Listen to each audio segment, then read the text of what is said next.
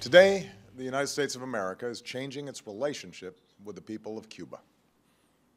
In the most significant changes in our policy in more than 50 years, we will end an outdated approach that for decades has failed to advance our interests, and instead, we will begin to normalize relations between our two countries.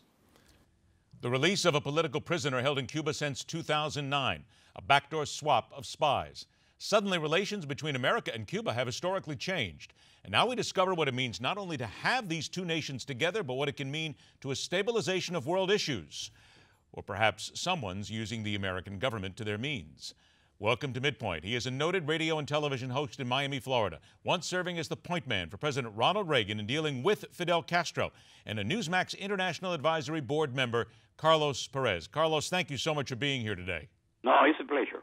Carlos, how do you see this? The president says it's a 50-year embargo that hasn't worked.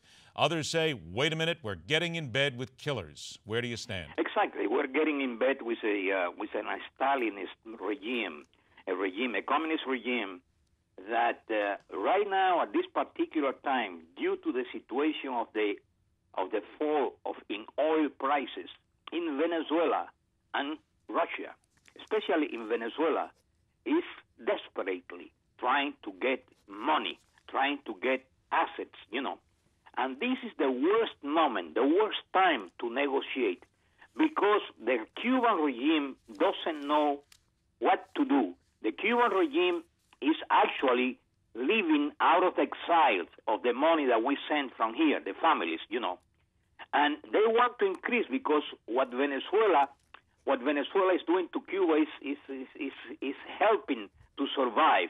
But Venezuela is on the verge of bankruptcy. And this is the worst moment for the President Obama to negotiate.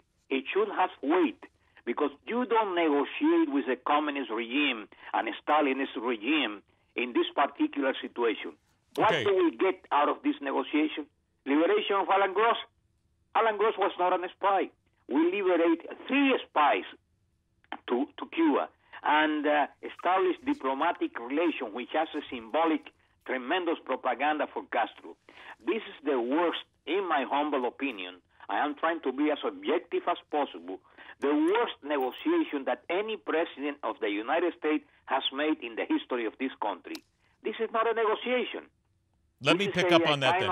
In some way, somehow, helping the Cuban government, the Cuban communist regime, to stabilize in power at the moment. Carlos, let me pick up on that, because let me use a boxing analogy here. Is Sure. it possible then that what you're saying is that America had the Cuban government on the ropes, and had they waited a little bit longer, had they waited them out, that things would eventually have collapsed? And I'm going to temper that by saying, haven't we heard that argument for a long time, and that hasn't happened? No, it's not a long time, but we have to be objective, and we have to see what is Cuba depending on Venezuela. How many thousands of oil is Cuba, receiving from Venezuela? And what happened if Venezuela collapses? And Venezuela is in a state where it will collapse at any moment. In as much as Russia, the price of oil is literally placing these two countries in such a situation that really, I don't understand why the president couldn't wait 2 or 3 more months in this negotiation. But isn't it fair to say, and again, we're going to take a break, come back and talk some more, but about a minute that I have left here. Carlos, is it not fair to say, though, that this embargo has been there for 50 years, and there are critics, such as Marco Rubio and others, who say that, wait a minute, this hasn't worked in 50 years. Nothing's happened. We needed to get rid of it, and we needed to move forward. Okay.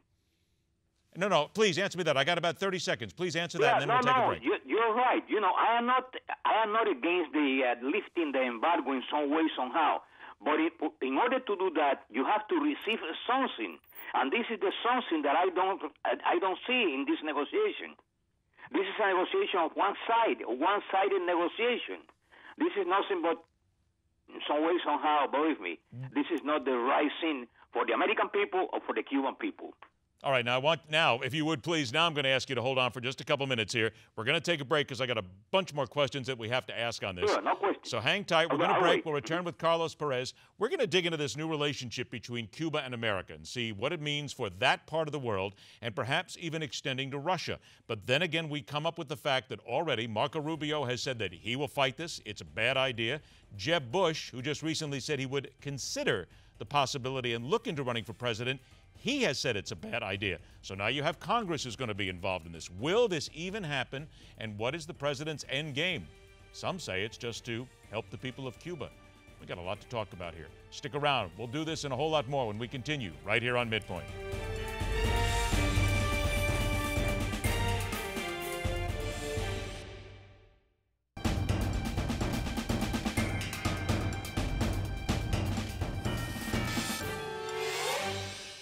Let's welcome back to MidPoint one of President Ronald Reagan's closest advisors dealing with Cuba and a broadcaster for Radio Mambi in Miami. Carlos Perez joins us again. Carlos, with this whole idea of what the president is doing right now, lifting a lot of these sanctions, is it not fair to say that at least what will happen here is maybe this will make life a little bit better for the Cuban people who, quite frankly, have absolutely very little to look forward to, and they are still under a communist regime? See, what happened is that these people in Cuba, the government of Cuba, the communist government of Cuba, is a professional government in order to control people. They control people, and all what they are doing now is getting desperately money, getting something to keep on controlling the people. Why don't they have free press? Why don't Obama ask for free press in Cuba? Why don't Obama ask for free, enterprise? Let people speak, let people be free, let people live in an organized society.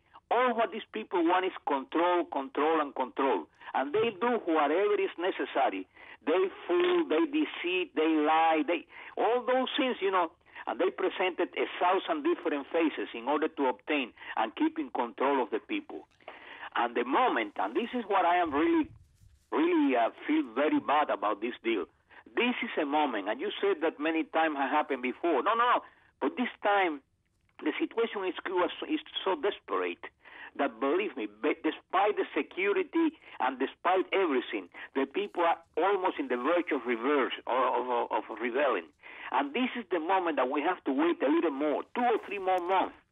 Believe me, with the situation of the oil, will have cost something that would be ideal for negotiating at the right time. Okay, do me a favor, if you will, though, Carlos, because you mentioned this a couple of times before. Now, hit on this for me. You said that things could be worse in 2 or 3 months in the situation with the oil. You've mentioned Venezuela, of course. Very briefly, explain what you mean by that, because I guarantee there's a lot of people out there who are going, how does Venezuela fit into all this? Tell us what the reason is. This, 70% of all the economy of Cuba is depending on Venezuela oil.